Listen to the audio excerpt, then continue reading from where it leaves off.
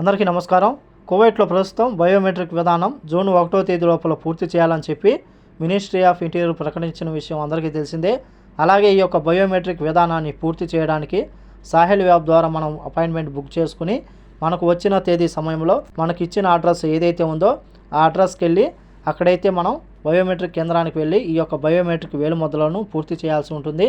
అది కువైటీలో అయినా సరే ప్రవాసులైనా సరే వాళ్ళైతే బయోమెట్రిక్ విధానాన్ని పూర్తి చేయాలి. అలాగే ఎవరైతే ప్రవాసులు కానీ కువైటీలు కానీ చాలామంది అనారోగ్య కారణంగానో వికలాంగులు కానీ దీర్ఘకాలిక వ్యాధులతో బాధపడుతున్న వారు ఎవరైతే ఉన్నారో వాళ్ళు ఎవరైతే బయోమెట్రిక్ కేంద్రాలకు వచ్చి బయోమెట్రిక్ విధానాన్ని పూర్తి చేయలేరో అటువంటి వాళ్ళ కోసం మినిస్ట్రీ ఆఫ్ ఇంటీరియర్ హోమ్ సర్వీస్ను ప్రారంభించినట్లు ప్రకటించింది. ఎవరైతే అనారోగ్య కారణంగా వికలాంగులు కానీ దీర్ఘకాలిక వ్యాధులతో బాధపడుతున్న వారు ఎవరైతే ఉన్నారో గర్భిణీ స్త్రీలు కానీ లేకపోతే వృద్ధులు పెద్దవాళ్ళు ఉన్నారో అటువంటి వారి కోసం వాళ్ళ ఇంటికి పోయి బయోమెట్రిక్ విధానాన్ని పూర్తి చేస్తామని చెప్పి మినిస్ట్రీ ఆఫ్ ఇంటీరియర్ ప్రకటించింది.